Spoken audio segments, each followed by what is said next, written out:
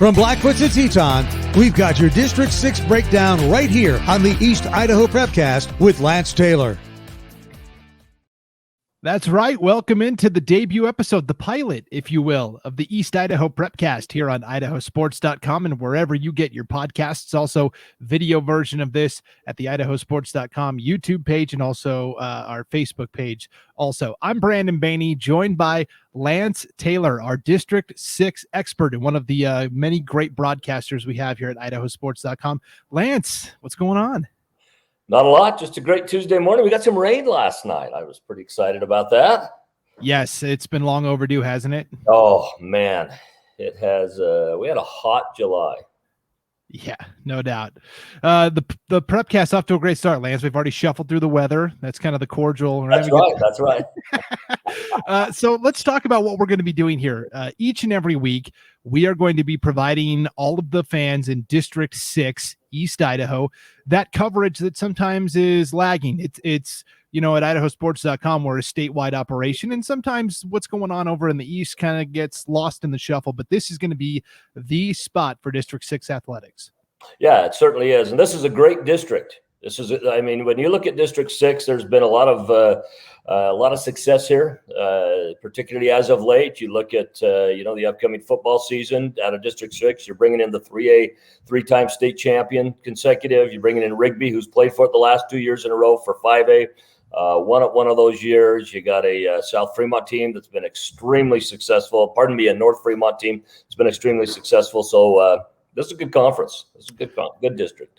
Yeah, I think there's a little bit of a misconception that Boise metro area has all the top teams. But, if you look, just over the last 10 years or so, East Idaho has more than held up its own, and not just in football, but across all sports. Yeah, they have. And, again, you can cross a lot of that over to basketball as well, with many of those schools. We talked about North Fremont's success in football. Of course, they won basketball 2 times in a row. Out of District 6 here, Sugar won it 3 and 4 years.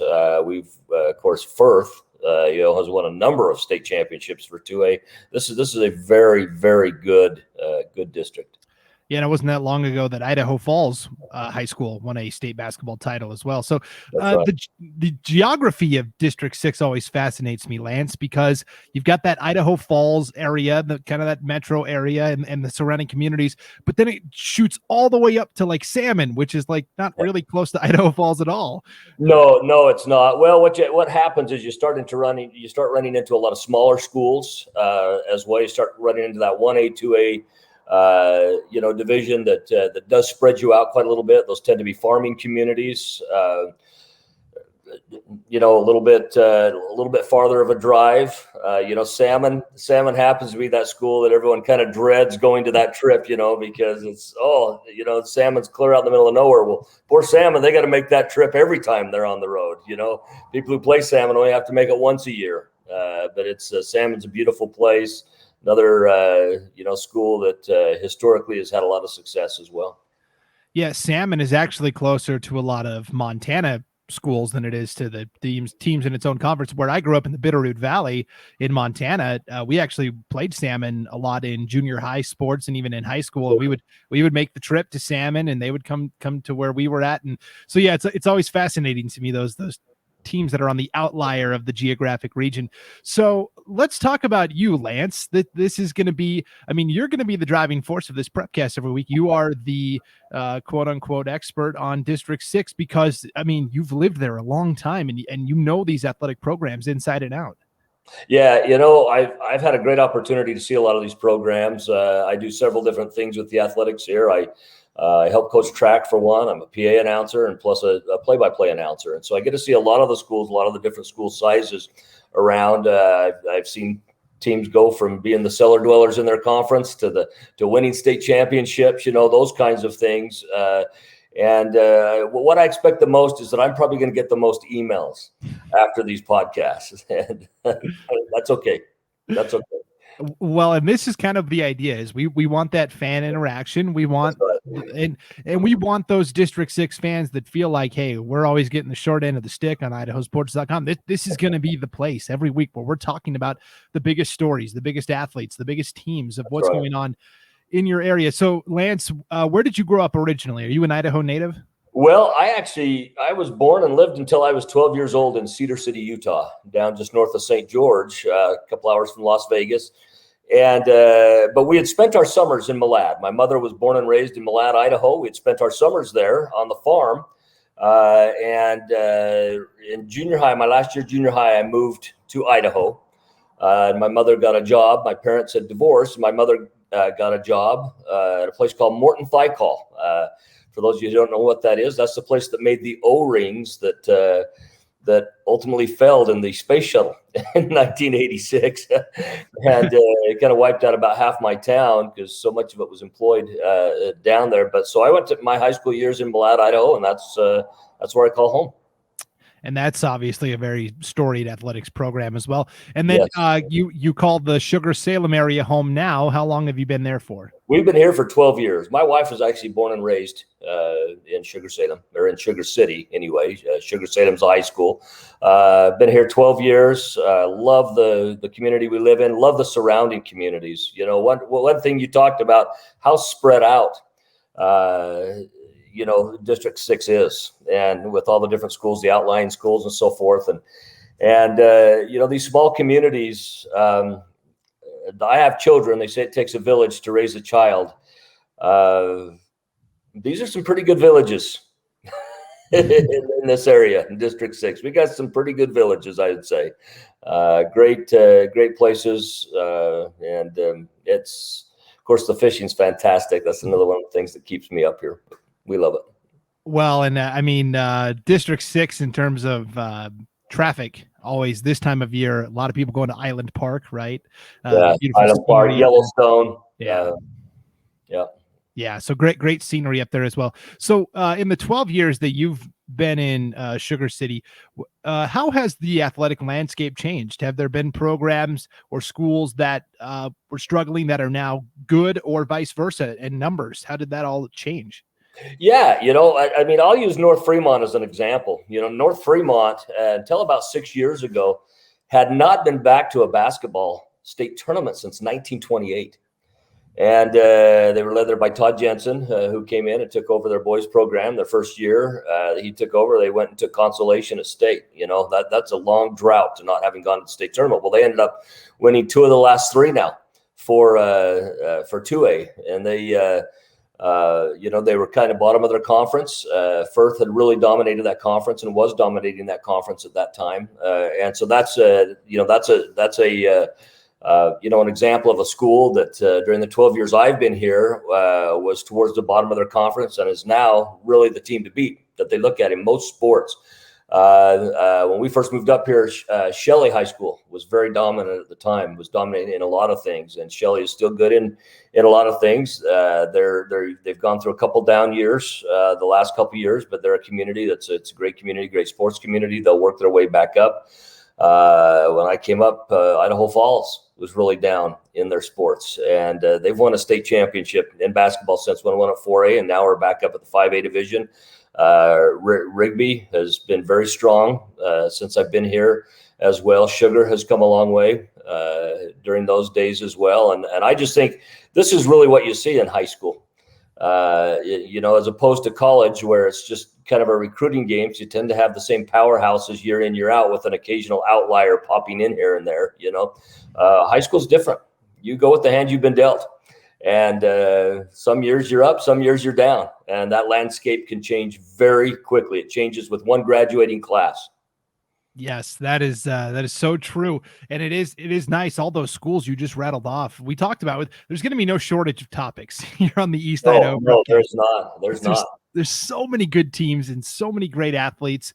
Let's talk about just like Idaho Falls specifically, because I feel like the dynamics in the city have really changed as well, where you talked about Idaho Falls High School for a long time was the program. And now as more and more people are moving kind of out of the city and more into the kind of the suburbs, if you will, we've seen Skyline really come on, Hillcrest recently, and that Bonneville, Thunder Ridge area is really growing population wise as well. What have you seen in Idaho Falls, just the city?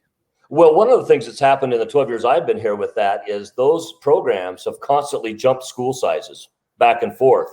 I mean, you take the natural rivalry of Skyline and Idaho Falls. Well, Idaho Falls now 5A, Skyline's 4A, and had tremendous success in the 4A division as well. In fact, took Stadium football the first 2 years they were down at the 4A division, then had a little break and took it again last year. And so what's happening is some of those natural rivals are finding themselves not in the same conference all the time as well. Bonneville and Hillcrest have popped up and down to 5A and 4A in the time that I've been here. And then, they were up at 5A for a while, and boom, Thunder Ridge comes in. They take that 5A spot when they're built, and the other ones pop down to 4A. And we've seen a lot of talent come in and out of those schools. You have a lot of kids that live, close to school boundaries, and so they might kind of cross over and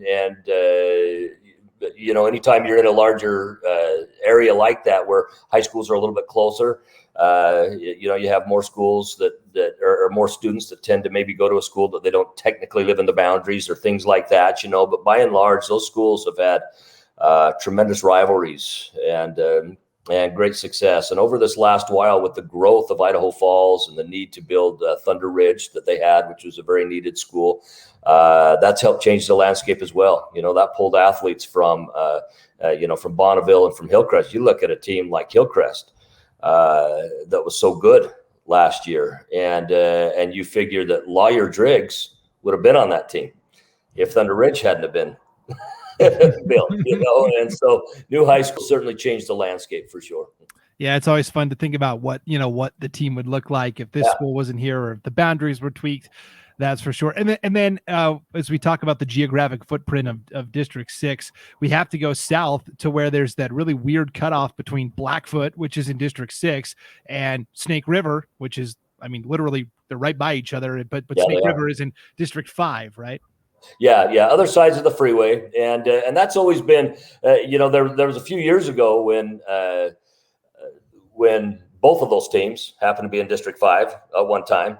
And, of course, Blackfoot, District 6 now, and again, a lot of it has to do with teams that go up, teams that go down, as their school sizes jump and stuff, and where teams are needed in it. For example, I'll give you an example. A few years ago, Bear Lake dropped down to 2A. And at that time, American Falls was looking to go out to District 4.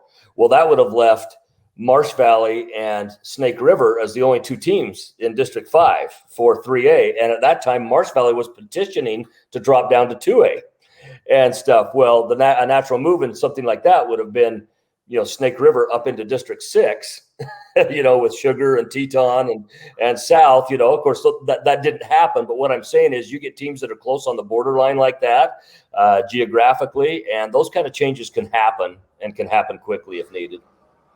Yeah, it's going to be fascinating to talk about. We'll really start getting into the specifics of 2021 next week, talking about some of the players and teams to keep an eye out for. Let's get back to you, Lance. What is your favorite sport to broadcast? Boy, I just like being a part of it. I love it all.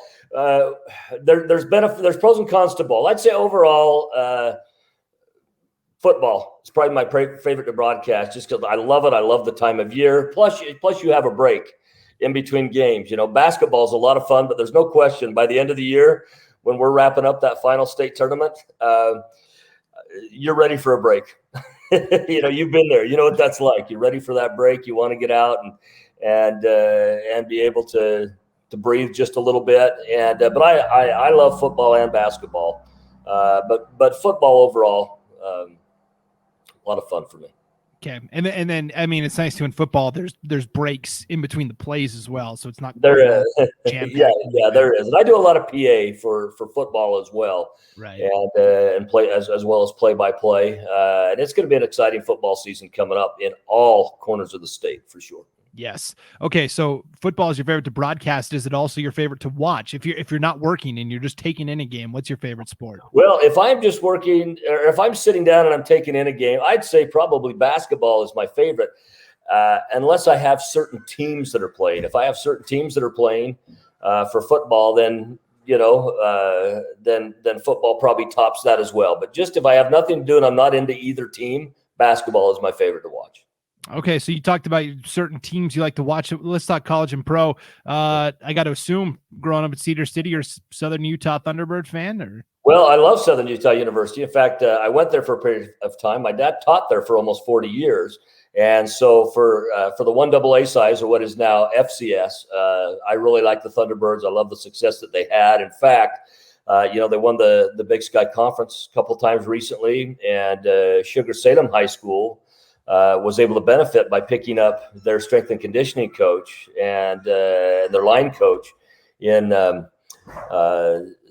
Dan Benyon, who is, you talk about changing a landscape. A guy like that is, comes into a high school program and absolutely dominates a landscape. And he's made a huge mix. And of course, we got Idaho State in that conference as well. And Idaho State has seemed to be that school that continues to struggle most of the times. And I would love to see Idaho State really become one of the, if not the premier Big Sky team. I think they're in the right direction with Pauline Theros as the athletic director. It's just going to be, it's not going to happen overnight, but I do think they're on the right path for sure. All right. Yeah. Pro teams, Utah Jazz, probably. You know what? I grew up watching the Jazz. I was just 7 years old when the Jazz were bought from New Orleans, came to Utah. And so I jumped on the Utah Jazz at the time. They were horrible. I mean, I joke, they had a center at the time named Rich Kelly. And then another one they called Gentleman Ben Poquet.